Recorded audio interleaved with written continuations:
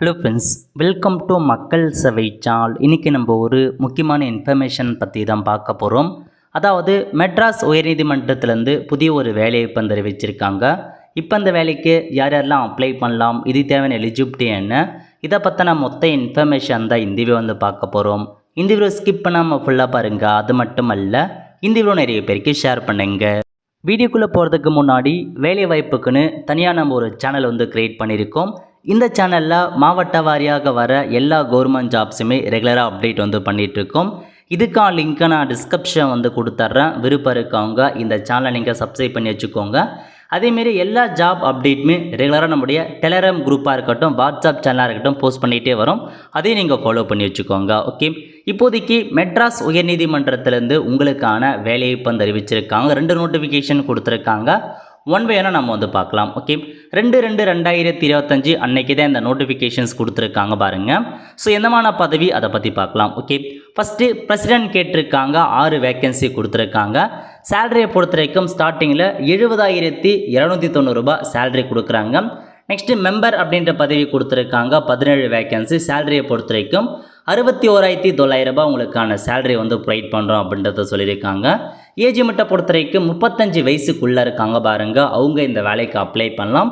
Minimum எலிஜிபிலிட்டியை பொறுத்த வரைக்கும் நீங்கள் தமிழில் எழுத படிக்க தெரிஞ்சிருக்கணும் அப்படின்றத மென்ஷன் பண்ணியிருக்காங்க.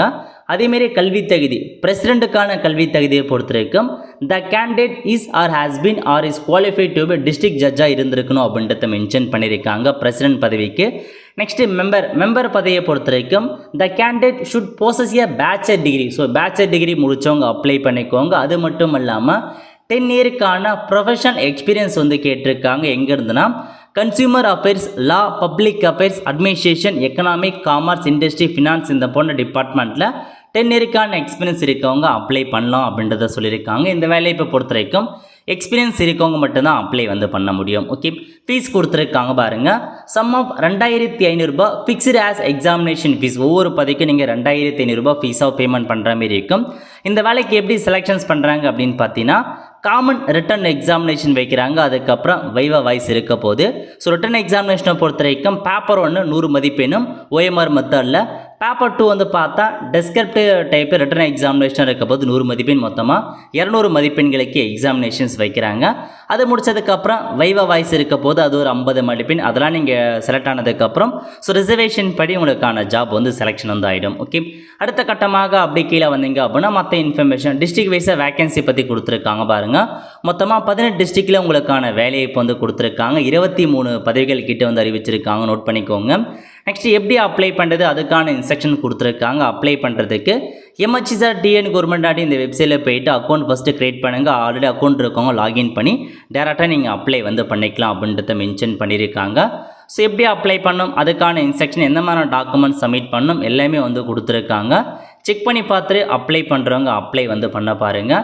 ஸோ இதுதான் உங்களுக்கான இன்ஃபர்மேஷன்ஸாக இதில் அறிவிச்சிருக்காங்க. ஃபஸ்ட் நோட்டிஃபிகேஷன் இதுதான். முழுக்க எக்ஸ்பீரியன்ஸ் இருந்தால் மட்டும்தான் இந்த வேலைக்கு உங்களால் அப்ளை பண்ண முடியும். எக்ஸ்பீரியன்ஸ் எல்லாம் அப்ளை பண்ண முடியாது. ஓகே, அதுக்கப்புறம் செகண்ட் நோட்டிஃபிகேஷன்ஸ் கொடுத்துருக்காங்க. என்னமான பார்த்தீங்கன்னா ஜுடிஷியல் மெம்பர் கேட்டிருக்காங்க 2 வேக்கன்சி, நான் ஜுடிஷியல் மெம்பர் கேட்டிருக்காங்க 2 வேக்கன்சி, மொத்தமாக 4 வேக்கன்சி கொடுத்துருக்காங்க.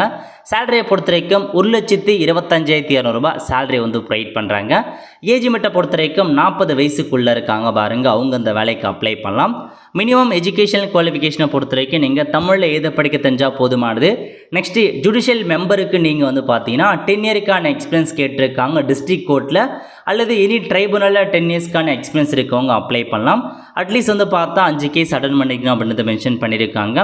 நெக்ஸ்ட்டு நான் ஜுடிஷியல் மெம்பர் இருக்காங்க பாருங்கள், அவங்களுக்கு எனி பேச்சுலர் டிகிரி முடித்தவங்க அப்ளை பண்ணிக்கோங்க. வித்து 10 இயருக்கான எக்ஸ்பீரியன்ஸ் கேட்டிருக்காங்க. எங்கே இருந்ததுன்னா consumer affairs, law, public affairs, administration அந்த இடத்துல 10 இயருக்கான எக்ஸ்பீரியன்ஸ் கேட்டிருக்காங்க.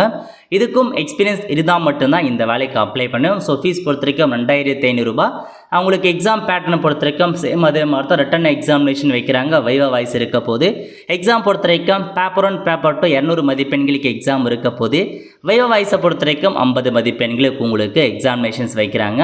இதுதான் உங்களுக்கான இன்ஃபர்மேஷன். ஸோ செக் பண்ணி பார்த்துட்டு அப்ளை பண்ணுறவங்க அப்ளை பண்ணிக்கோங்க. எப்படி அப்ளை பண்ணுறது, அதற்கான இன்ஃபர்மேஷன்ஸ் என்ன, சிலபஸ் என்ன, எல்லாமே ஸ்டெப் பை ஸ்டெப்பாக தான் கொடுத்துருக்காங்க.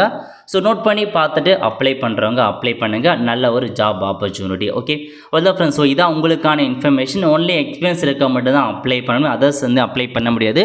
ஸோ உங்களுக்கு இந்த எஃபில் எக்ஸ்பீரியன்ஸ் இருக்குது அப்படின்னா தாராளமாக அப்ளை பண்ணுங்கள். அவங்களுக்கு மறக்காமல் இந்த வீடியோ வந்து ஷேர் பண்ணுங்கள்.